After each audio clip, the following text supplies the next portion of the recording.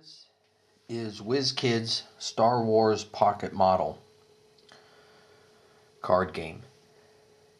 It wasn't as popular as the Pirates game. I think because the Pirates build themselves as a card game also, but it played like a miniatures. And everybody enjoyed that if you played the Pirates or the Spanish main game. The Star Wars here tried to, I think, model itself after more of a miniature style game, but it really does play just like a card game, which I don't think was very attractive to some people. Anyways, these are the rule books you can get in certain packs. They don't come in with all of them. You have to buy the special promo boxes, like these boxes you see here. One came with this pack. This was your first one. The second one, I believe, was Order 66. Then it was Ground Assault and Scum and Villainy. I think it's in that order, but it may not be. However, back in 2007, 2008, about 6 of us used to play this game 3 times a week. And we really got good at it. And now, 10 years later, only me and one other guy still get together and play it. And we're going to get together here and play a game. So I'm going to show you. So I thought before I did that, I would just fill you in on how the game is played. And what you see laying down here is a map. And again, you would have to send away for the maps or get them with promos. And otherwise, you just play on the table. But the mat has your areas where you put your 3 objectives down, your discard pile, your deck goes, your reserves go. Then your home zone is right here. Contested zone is in the middle. And the enemy zone, which is set up just like yours, the enemy home zone. Just to show you how much we were into this game, we're I would probably say we're experts at it. Very experienced at it. I mean, we got to where we made our own maps and our own games. For example, I printed off battles from Star Wars. There's Kashyyyk, Endor, Geonis, I don't know if I pronounced them all right, Battle of Hoth, and the units that they used in those battles were the units that we used in our game. We did that, and then like I said, we went to make multiplayer games. And we had designed this map right here. This map was for 4 people. And we would usually play as teams, or you can play singles, 4 individuals. And it's set up just like the map I showed you earlier. You see the Republic home zone here. You see Darth Maul. And we have 3 spots for your objectives. There's a clone trooper. And then you have your deck there and your discard pile. On this side, you have the Separatist home zone. You see the battle droids, General Grievous, same thing. You have the boxes for your objectives and your decks right there. On this side, you had the Imperial home zone. And you see we got Darth Vader there and, you know, troopers. And same thing, same setup, boxes for your cards and stuff. And then on this side we had the Rebellion. You see Yoda there, you see Obi-Wan, there's Luke, and spots for your decks. And then we made the contested area into zones that you would move around, and the center there was deep space. Anyways, we have rules for all that. We loved it. We played this all the time. I'm not going to go into the rules for this. If you guys are interested, you know, send me a comment and I can show you how we did it. One more thing before I get started showing you the pieces is I have, these are all Imperial pieces still left that I saved. If anybody's interested in actually playing the game and wants some pieces, I got those. And I still have a stack of unbuilt pieces here with cards I really don't use. I have tons of cards, tons of pieces. And Pegasus Hobbies down in Upland off the 10 freeway in Central Avenue, they still sell packs. So What I've done, what I do with all my games, is I have pre-made armies already. You can see this is a Ruthless army built, and I put it's okay. It's just okay. Rebel Hoth army, it's okay. This is an Imperial army in here built, and it's good. Show you how we play. Now this game is usually played in about 30 to 40 minutes, and it depending on how many points you use in the game. I recommend 30 points for your army and 30 cards. For beginners, we use 40. We just find that to be a little more better experience in playing the game. We use 40-point armies and 40 cards. And half this game, probably 3/4 of this game, is your army and the cards. They have to be built together. Unlike the pirate game, you get good ships and then you put, of course, your captains and helmets on them. But in this game, your cards have to collaborate. I don't know if that's the right term, but they have to go together with your army. And usually these armies are very, very good. Like I don't lose with the Imperial Army very often, and I'm going to show you it. Now this is the way you set up your armies in your home zone right here, and that's the reserve section. 10 points must be put in reserve. All the rest can go in your home zone. We use 40 points. Now here's how you tell the points. This piece right here, right there is the star. That tells you it's 1 star. That's 1 star, which basically means 1 point, 1 star. Let me show you a 2 star. This one has 2 stars. That's worth 2 points. This carrier, the Devastator, the Vengeance, it has 5 stars. That's a 5-star ship. That's how you tell that. Okay, so if you add up all my stars, these are all single star ships, and then there's a couple doubles. And like I said, this one's 5. You add them all up, it's 40 stars. 10 must start in reserve. Now let's continue with what else we have here. The red is your attack. So when this goes to attack, you add 1 to your attack dice. You'll notice this one is a +3. Obviously, the higher the attack modification, the better you're going to be. The defense of all these are the blue section, and you see it says 9, 9, 9. Pretty good defense. Remember, on a 12-sided dice, they roll 2 dice. They have to get that 9 or higher. So 9's pretty good. When you start dropping below 9, your ship starts getting a little weaker. Now, when this does succeed in a hit, it'll only do 1 damage. You have some ships that'll do way more. Like, look at this fighter. It'll do, let's see if you can tell there. It'll do 3 damage. You see that? It has a 2 attack, 10 defense, 3 damage.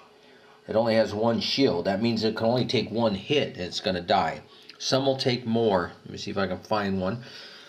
Look at the 27th Elite Recon. It'll take 2 hits. It has to take 2 hits to go down.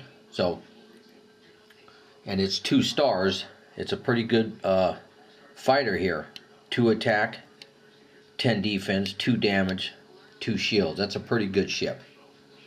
Now, another thing. When you see the black base, those are common ships. When you see the brown bases, and it means they're fighters, they fly. Brown bases mean they are ground units. They don't fly, they walk. And then when you have the silver border around them like this one does, that means it's uncommon. And then when you have gold borders around your playing piece, it's a rare piece. Now, the Vengeance has a +1 attack, 9 defense, but it has 8 shields. That means you have to hit this thing 8 times.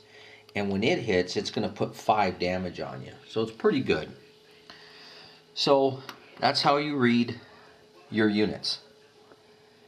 Now, the other things to look at are the icons. These icons down here tells you what type of ability these ships can do. You go to any rule book and it'll list the abilities. So the abilities that this one has right here has the stormtrooper face and that torpedo. What that means is it has the trooper ability and it has the torpedo ability. So if you can match up those abilities with the ability that's on a card, you get the ability on the card. That's all that is. Now, every single card you see here will have a bonus. Okay? The bonuses are up in the left-hand corner. These bonuses are always, anytime you play a card, when you go to fight, so if this guy's going to fight, I'm going to play a card with him. This bonus automatically gets added. See, it's a blue bonus, that means it's defense. So it will automatically add one to your defense. So this defense of a 9 on that ship, now you get to add one to it, its defense is a 10. So you always get that. Now if the ability icon matches the ability that's down here, then you also get this. If this icon is different, then you don't get to add this ability to the ship. You still can always use the bonus all the time. You just don't get the ability down here. So that's part of building this deck. I always build my cards so that the abilities will more times than not and almost always help out your ship's fight. Like I play some guys and they don't match up the abilities, but they use the ship because it's a good ship, so they use it. But the abilities don't match, and all they're ever adding to it are bonuses. I always make sure the ability matches my ship.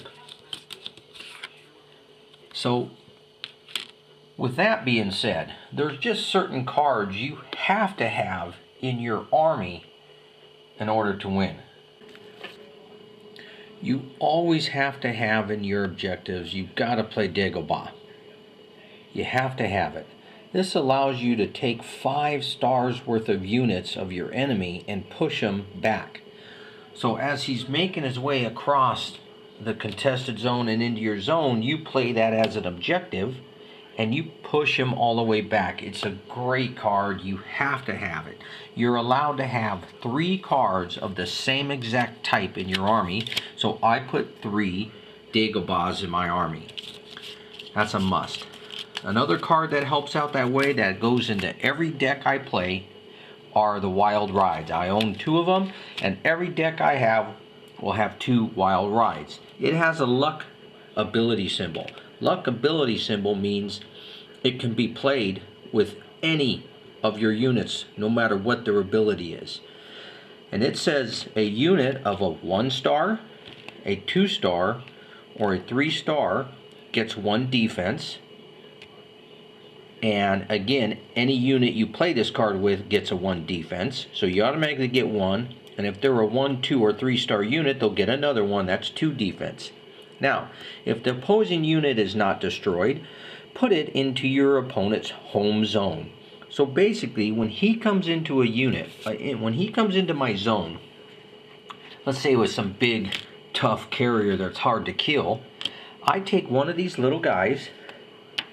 I have 3 of them. Remember, you can have 3 of the same exact unit or card in your army. So there's 3 of these. And not that one, I'll take a cheap unit, like this one.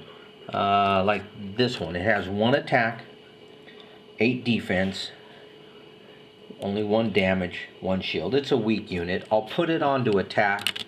I'll play Wild Ride with it.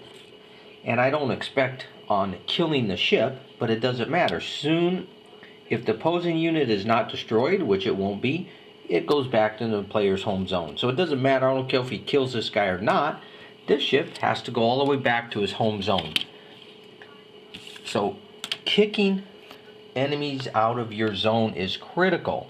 So I love to use these. Wild Rides and Dagobahs are always in my armies. So, one more little strategy.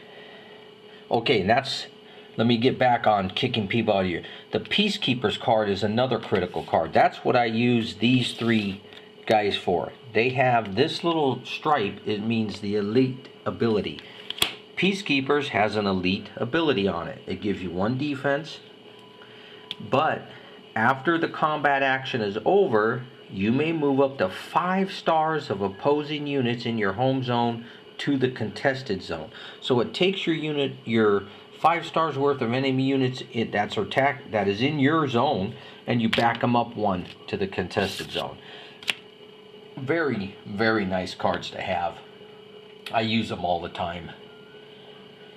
Kicking your opponent out of your zone is critical, because he's going to get in there and he's going to try to destroy your objectives. That brings us to how do you win the game. You win the game 2 ways. You either destroy every piece your opponent has, or you destroy his 3 objectives. That's how you win the game. Now that brings us to another point. Destroying every piece you have. The reserves are critical. Units can enter the game from your reserve section. Reserve section is pieces that die, and you have to start with 10 there. But any piece that dies just goes in the reserve. That means you can funnel them back in the game. Let me show you how. There's objectives, and I'll explain objectives in a minute, that help you with this. Here's one, support ship. When this objective is revealed, if you have a unit in the contested zone, that means I have to have units out here. Put up to 3 stars of ground units from your reserves into the contested zone. So when I go to play this objective, if I have units in the contested zone, I can take 3 ground units. You can see here, that's why I have a bunch of ground units.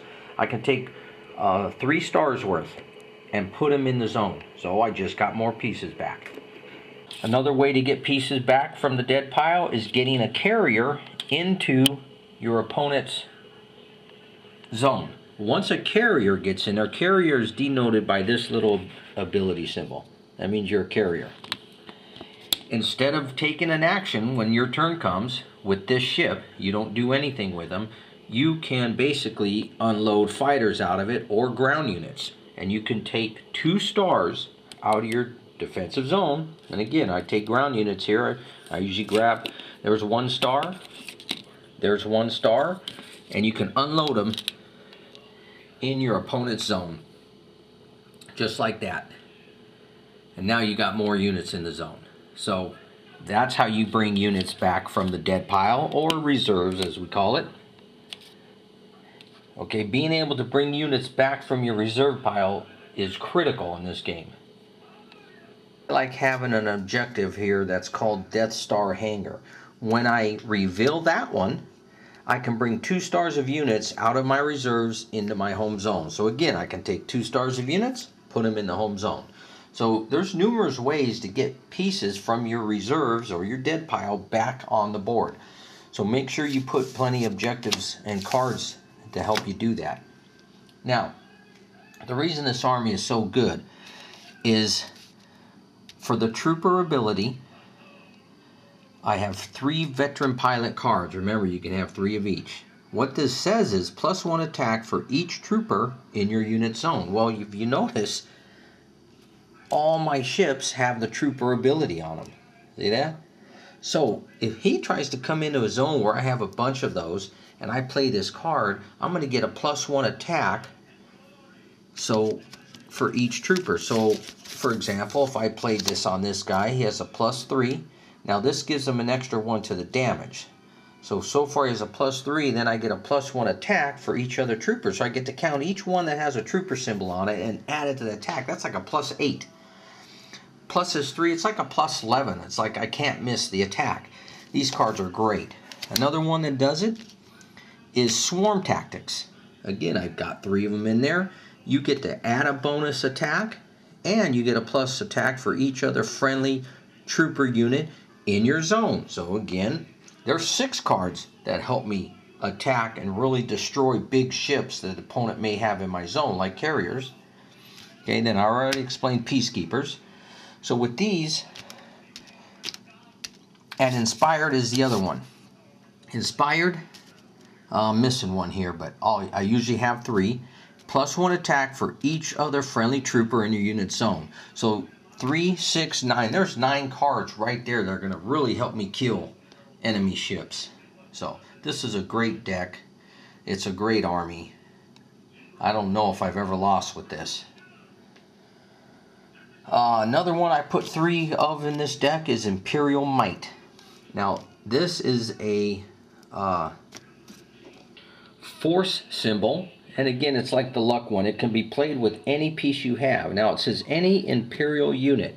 So if you look at this army, on the side here it has an Imperial symbol. Well, the entire army will have that. They all have Imperial symbols. You see that one that's underneath the tail right there? Right? They're all Imperial. So basically the whole army. So when I play this with somebody, I get a +1 attack for each Imperial unit in the zone. So there's another 3 that are helping me kill enemy units. So there's 3, 6, 9, there's 12, there's 15 cards here in this 40-man deck that's just going to help me waste the enemy. Okay, and then you got your Dagobahs, Wild Rides, and support ships that help you kick units out. I mean, not support ships, sorry. Just the Wild Rides, Dagobah, and Peacekeepers that help you kick the opponent out of your zone. And then you bring in, you know, support ships, the carrier that help you bring units from your dead pile in. So this army has it all. It's a well-balanced, it's a very good army. Now one other thing why we use ground units is when you get in the enemy zone, opponent's zone, you strike an objective. Now you can kill units, but I love to strike objectives because he can be having 3 objectives down there, and these 3 objectives help the entire army doing whatever it has. That's why they're actually better than cards. Cards will only help a certain type of piece in your army, but objectives help the entire army. So you kill one, now one's destroyed, he only has 2 left, so you try to destroy the objectives. Well, when you strike an objective with a ground unit, you automatically get a +1 to your attack, so it's nice. So if I'm striking an objective with this 3, it automatically becomes a 4. +4 to my dice when I strike an objective. So ground units are a little bit better to be attacking objectives with. That's why you have them. I mean, if you got to use fighters to do it, then use fighters to do it, but that's why I keep ground units over here and try to get them unloaded in the opponent's zone. So let me give you an example of how you play the game and how it's set up. Now, one more thing. You don't want too many objectives in your deck because you don't want to keep having objectives in your hand and not being able to play these good cards you have out there. But at the same time, you want to have objectives to keep rolling in and helping your army out. So, I don't know, 10 to 12 objectives is what I usually have in a 40 card deck. That's what I recommend. And in this deck, I have 13 objectives. So that's pretty good. That's where I want to stay. I don't know if you can see this, but when you start the game, you set up your units. Remember, 10 stars must go in the reserves. Everything else goes in your home zone. Then he has his deck, you have yours. You shuffle it.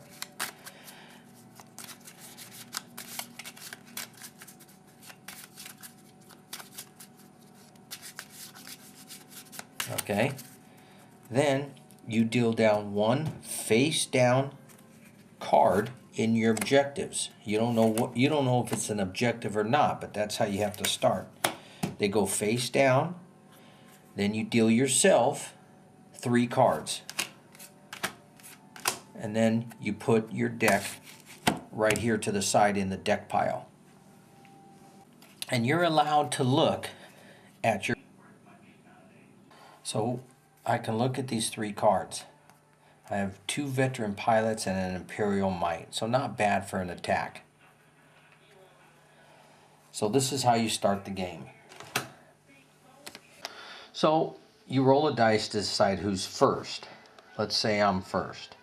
Now there's certain ways to go about this. If I'm first and he has no forces in the contested zone yet because I'm first, I may move my carrier out there. Now you're allowed to pick one of 3 actions. One, you either pick a move action, and you can move up to 5 stars worth of units, or you pick a shoot action, and you can attack with up to 5 stars of units, or you pick a strike action. A strike is when you attack objectives, and you can pick up to 5 stars of units to attack. So here I choose to move. I can move up to 5 stars. Well, remember, my carrier is 5 stars, so that's the only ship I can move. My movement's done.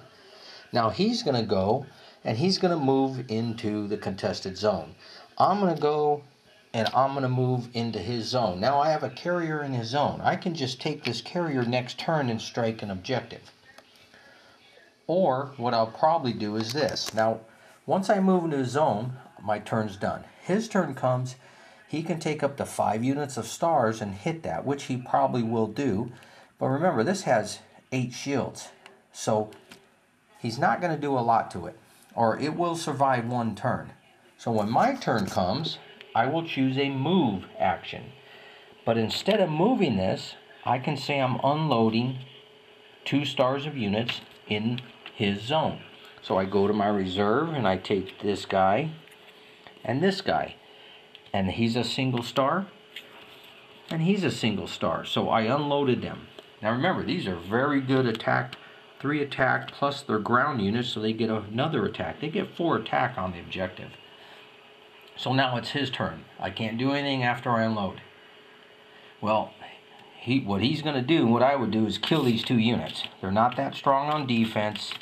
He kills them. Now, as he goes to kill them, this is the 3 cards I have in my hand. He don't know what I have.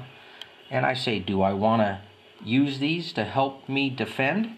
Because I'm defending right now. Well, as you see, none of these have a defense bonus. And all of these are used for attack. So these won't really help me. However, because I'm stuck with this, and I'm already striking his objectives, I may just go, yeah, I'm going to play this card on him. Because if he attacks him, I can play a card.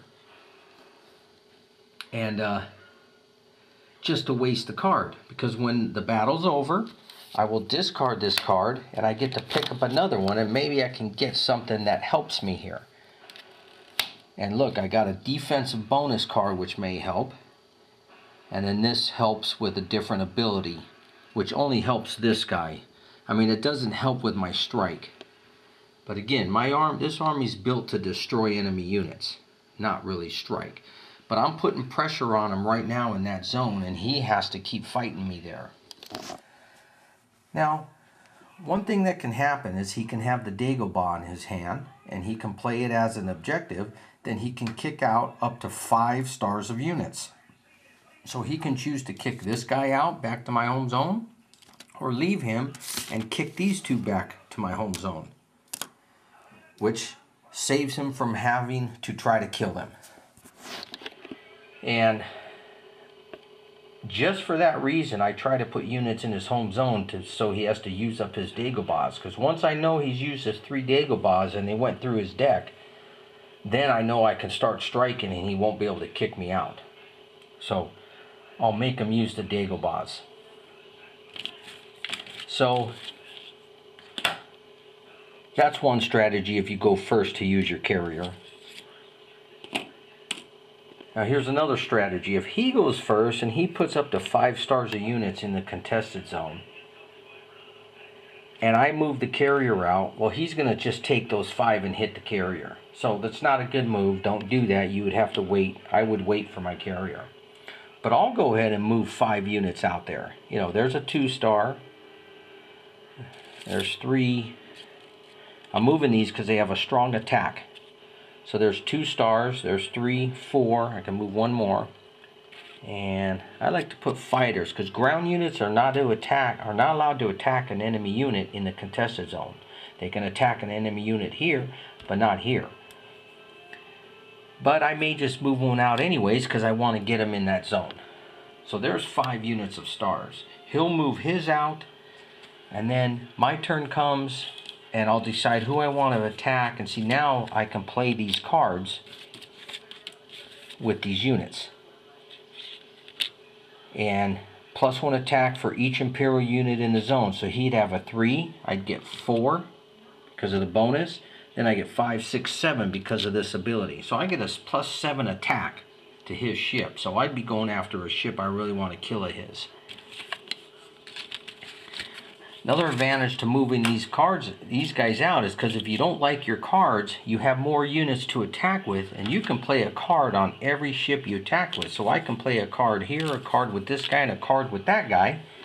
And then when the battle's done, I can pick up 3 new cards. So it allows you to go through your deck real fast. And you may want to do that sometimes. So use up your cards if you don't like them so you can get better cards. That's another strategy. Get through the cards. Another strategy. Let's say I go first and I move these units in the contested zone. His turn comes, he moves some in the contested zone. Well, some guys may just move into this and put all 5 ships in there and put pressure on you, because now next turn, your turn's done, but next turn, if these survive, you can attack, strike his objectives. If he has a Dagobah, he's just kicking all these back out, and then you're starting over. So what I may like to do, or actually what I like to do, is not move into that zone. When my move comes again, I'll move another 5 units, you know, out there. There's 2, 3, 4, 5, you know, 5 stars worth. So now I have a bunch of ships out there. So now my next turn comes, and then I'll move some into his zone. See now, and that way, if he kicks those out with a Dagobah or he kills some, I have another group ready to go. Or if he kills these, then I just come in with some more, and now I'm keeping a steady stream of troops flowing into his zone, so I can always keep pressure on him. Pretty much any of the play I can remember. Keep the steady pressure rolling. Hard on him. This is a very good army. I don't think I ever lose with this army. And you know, my opponent, that when we play the game, you're going to see he's familiar with my armies. He knows it. But sometimes it's just luck of the cards, luck of the dice roll. But I give my armies a good chance to win. So I'm going to show you another Imperial army I have. So this is another Imperial army I have. It's a very good army. Most notable for winning the game like in 10 minutes. Game was over. Basically, the AT-AT walked out there. Look at that. 3 attack, 10 defense. It has 5 shields and does 3 damage. And you see the armor symbol, the silver one? When damage is dealt to it, you reduce it by 1. So basically, any ship that can only do 1 damage can't hurt it. So, and then this one has the Black Squadron. Look at that. A +4, 11 defense. It deals 2 damage. Now it only has 1 shield. But look at Darth Vader's TIE Fighter. +4 attack, 10 defense. It deals 3 damage and has 3 shields. So I got a lot of good fighters in this army with good defense. Now if you notice, most of the symbols in this army that I concentrate on are the leader symbol. That's these little fighters. Most of them will have the leader symbols. So here's the cards that are really the guts of this army. Reasonable risk. If I destroy a trooper unit, I can get a +4 to my attack. So you can see here I'll have these weak trooper units over here and I'll just destroy them. Acceptable loss does the same thing. Now you see I only have 2 of each because I don't own another one, or I'd have 3 in here. But so 2 of those, 2 acceptable loss. Now this one, when you destroy a friendly trooper unit, you deal 3 damage. So usually the tactic for me in this game is to keep Darth Vader, the Black Squadron, and a couple other fighters back here along with these troopers. And when he comes in my zone, I use these guys to kill him and destroy him and kill his carriers or any strong units he has. And then of course, again, I throw in my armies here. 3 Dagobahs, thwarted plans, the 3 Death Star hangars. I use Imperial Might in this army because I'm an Imperial army and these work great. I throw in the 2 Wild Rides. So this army, I might have lost 1 time with it. So very good army. These ground units and start striking his objectives. So that's the Imperial Army. Move on to the clones. Okay. Now the clone army, this is a very unique army to play. It's one of the funnest for me to play. See this little icon symbol with the little helmet here? And this one, it looks like it has the sound waves around it. It's a command symbol. That one is a command symbol. That one's a recon symbol, and the fighter pilot next to it is a dogfight symbol. And you'll notice these are all pretty much 2-star jets, and they're all Jedi. This is the Jedi Army, okay? And they're all pretty strong. And you see the only group of cars that I really have 3 in is Escape Tunnel, because this is good for any Jedi. So it's good for almost every ship I have, because this army is specifically built to go destroy the objectives. Get through, destroy the objectives. A lot of defense is going on here. But this one's cool because when he goes to try to kill you in the zone, I just play this, and if it's a Jedi unit, you end the battle. Just like that, he can't fight it. So I have 3 of those in there. That's a nice one. Another one is the objectives. This is strategic advance. Whenever you play an objective, so if I have this down, anytime I play an objective, it's not just to replace this one, but just place an objective down in the other spots, I can move a single star or a 2-star unit. So I'm advancing pretty quick. This one, if this objective is revealed on your turn, you may take an extra move action that turn, which you may only move recon units. So it's nice. It's almost like I'm getting another movement turn with the recon guys. So there's a recon guy, there's a recon, there's a recon. 1, 2, 3. I have 4, 5, 6, 7. I got 7 recon units there. So I'll be able to advance them like in a double move. And then my recon units get an extra +2 to their strike if I have this objective face up there. There's a lot of good stuff in this army, and it has to be played right. So I like this army, and does very well. And here's a new objective I haven't shown you yet. It has a 14 defense. That's hard to destroy.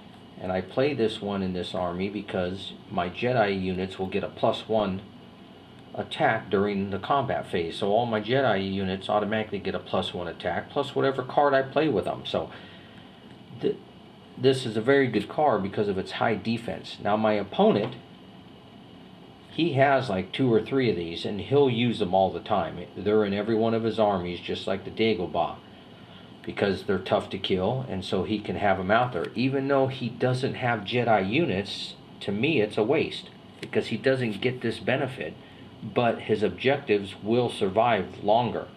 So I'll just say, okay, I'll just hit his pieces and try to destroy every piece he has. And then he realizes that he's stuck, and I've played many games with him, and he's forced to take the 14 off and put another objective down because he gets stuck with objectives in his hand, because all I do is fight his units, and he has to keep playing fighting cards, and eventually you're going to get stuck with objectives in your hand if you're not going to replace these.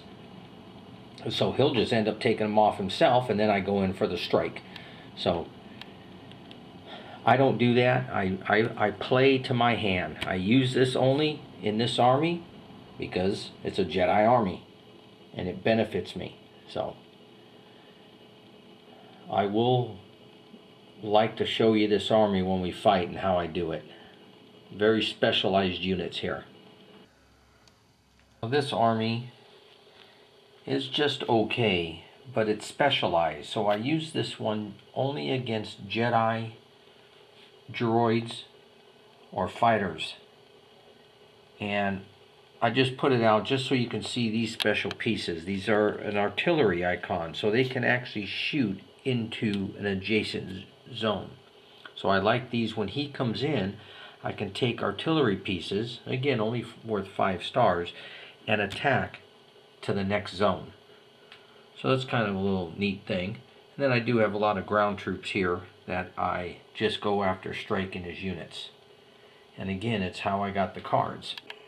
And here I have objectives in here. I'll have 3 of them that allow me to shoot with an extra star of units. So instead of attacking with 5, I can attack with 6 as long as I attack an adjacent zone. So I would take these 2 artillery units, which is 6 stars, and they both will attack in the next zone. So again, it's more of a specialized army, and I don't know if you'll see this one come into play. I just thought I'd show you because of the artillery piece. Now this is a Separatist army, a droid army. It's basically set up like the Imperial one.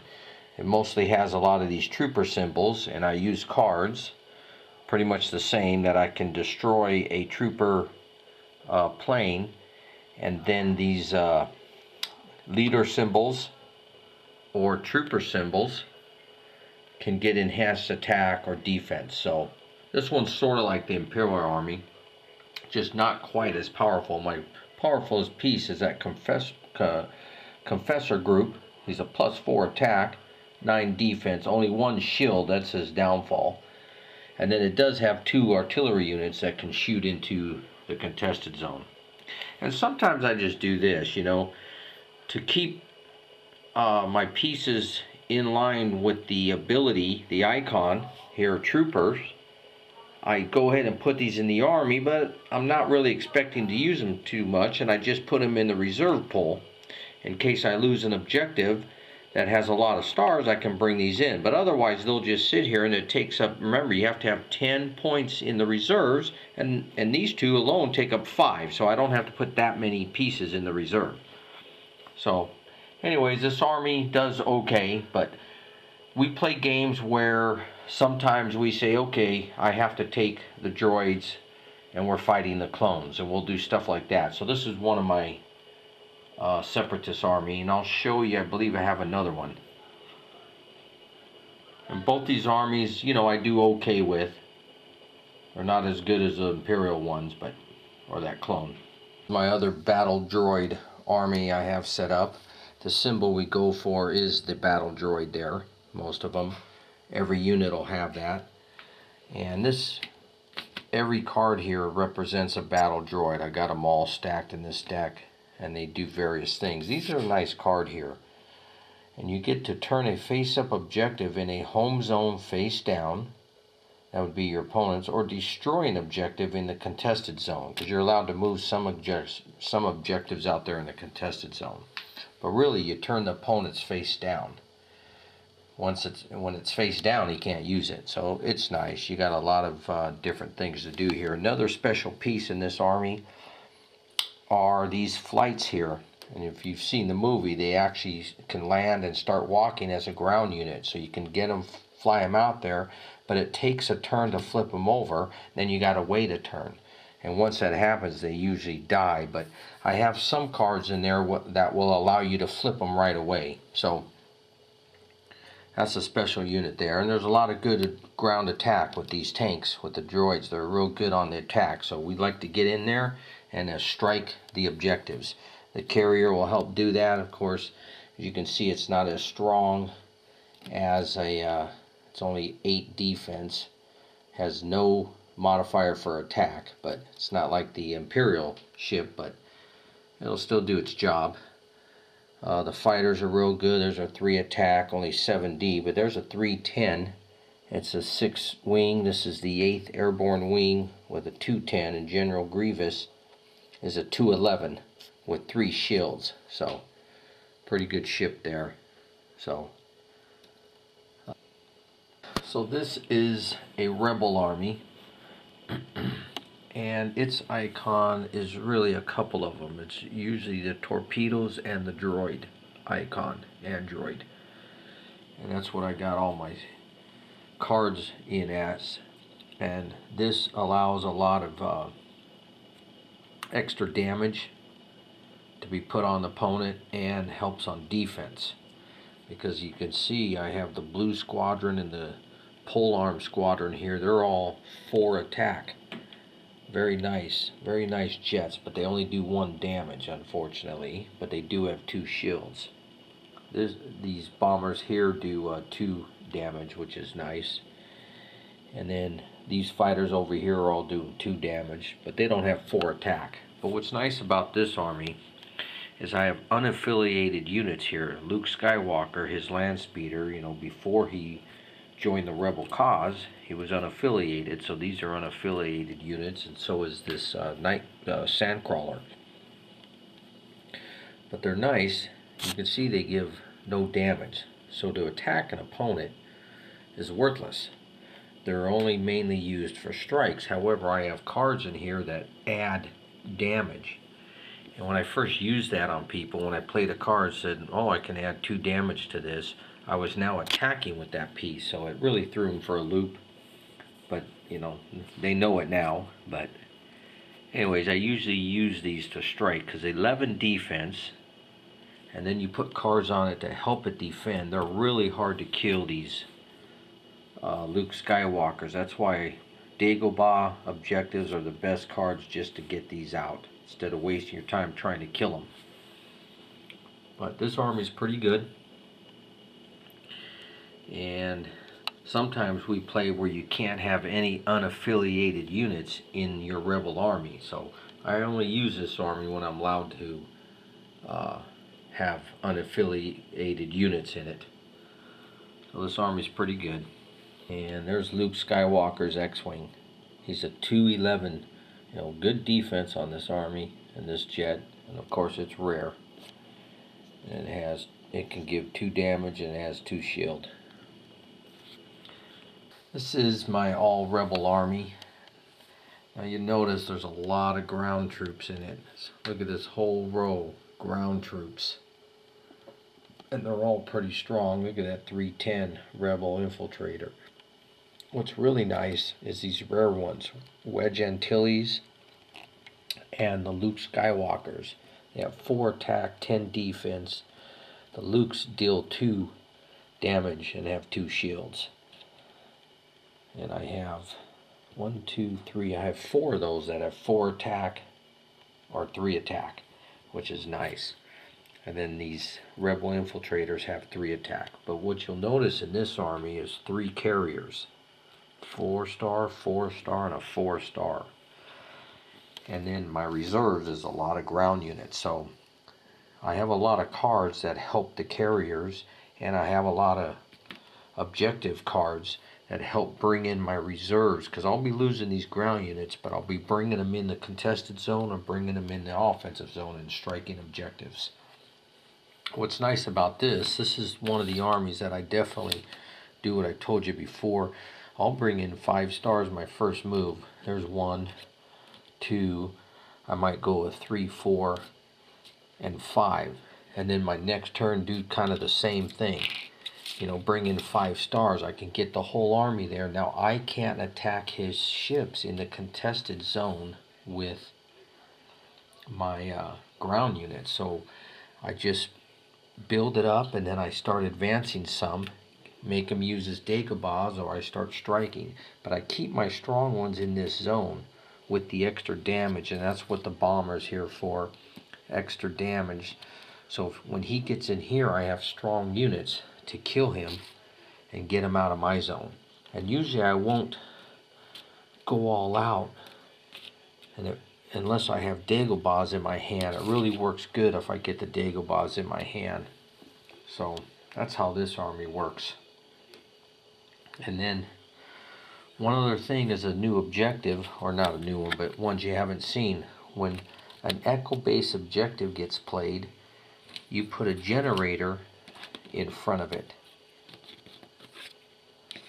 And the generator has to now get striked, so it's like having another objective protecting you. He has to kill this at 11 defense, and then he can shoot.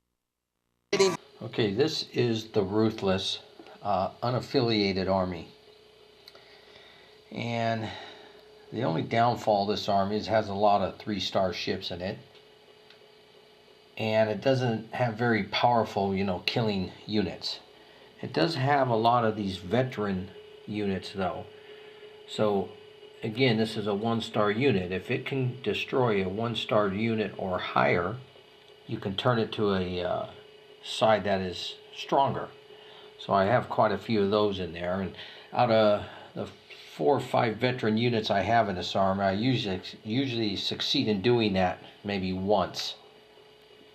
I mean twice at the most, but and it has a lot of ground units attacks to strike the enemy units. So I do have a lot of cards that I can bring in units from my reserves.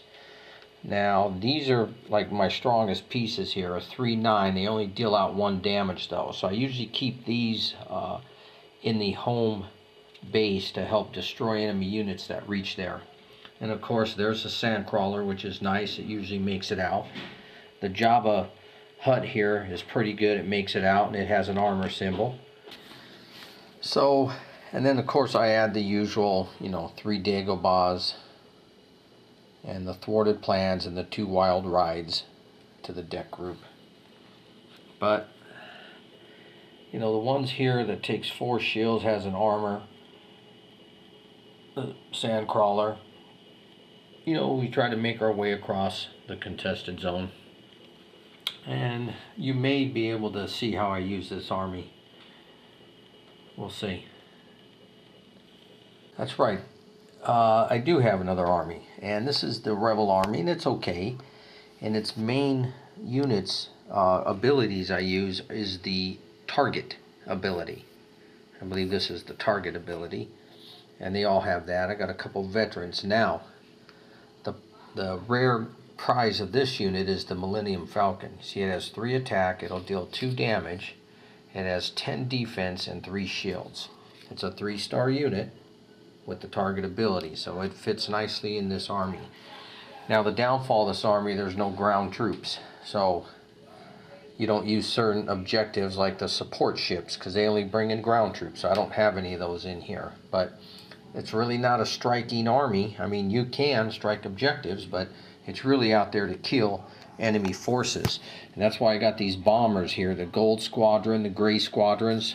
3 attack, they deal 2 damage. 3 attack, 3 damage. So very nice to really kill some big units that try to get into your zone. And then of course I got some pole arms here, plus 4 attack, and some green squadrons, plus 3 attack. Now I have to start 10 points in my reserve, so you just got to pick 10, and all these are 2 points, so it's 2, 4, 6, 8, 10. They got to start in there. So anyways, that's my armies. And 1, 2, 3, 4, 5, 6, 7, 8, 9. There's 9 armies I choose from here. Any of these 9, I can compete with the other team, whoever I'm playing with. Now in addition to that, you see these bags here? I actually have made up 1, 2, 3, 4. There's 5 more armies sitting here. They're not the best armies. They're just with pieces I have left and different ideas. Like this army's not very good, but it does have a nice, cool, rare ship in it I use. Padme's. Okay, very nice ship. So now this is a clone army that I'm showing you in that bag. It's not a very good army, but I put units in there that I never use, like this 76 Regiment armor unit. The ATTE here. I got Yoda's transport there. But it's 4 stars. This thing's 4 stars, 4 stars, 3 stars. So being that many stars, you don't get a lot of chance to,